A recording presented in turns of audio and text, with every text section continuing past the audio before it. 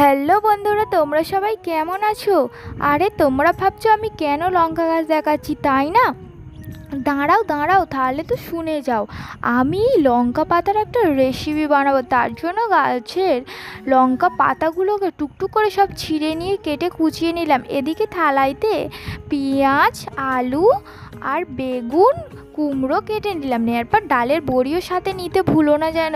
এদিকে কড়াইতে পরিমাণ মতো তেল দিয়ে দেব। প্রথমে 1 চামচ দিলাম, আরও 1 চামচ দিয়ে দেব। দেওয়া হয়ে গেলে আমি এখানে পেঁয়াজগুলো দিয়ে দিলাম। দিয়ে একটু লাল লাল করে ভাজা করে নিতে হবে। এই যে আমি এখানে কেমন করছি। এরপর আলু দিয়ে দিলাম।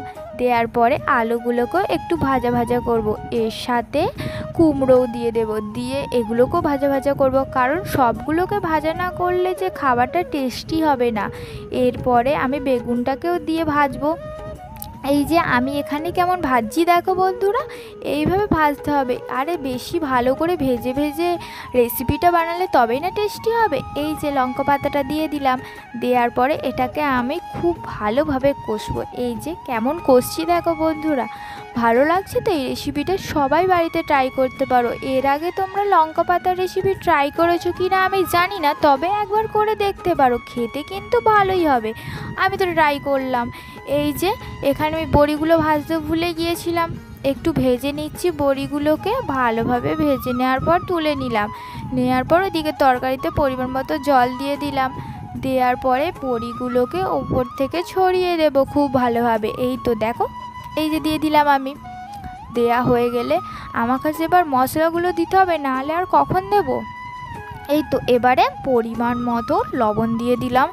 দেওয়ার পর পরিমাণ মতো হলুদ গুঁড়ো দিয়ে দেব এর উপরে।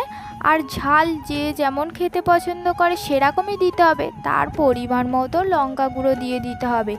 দিয়ে ভালোভাবে মিশিয়ে দেব আমি।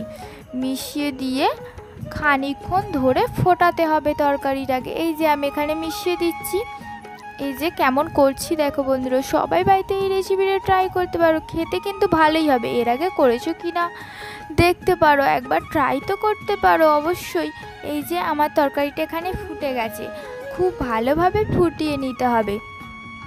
এই যে কেমন ফুটছে দেখো বন্ধুরা, আর কালারটাও কেমন হয়েছে দেখো।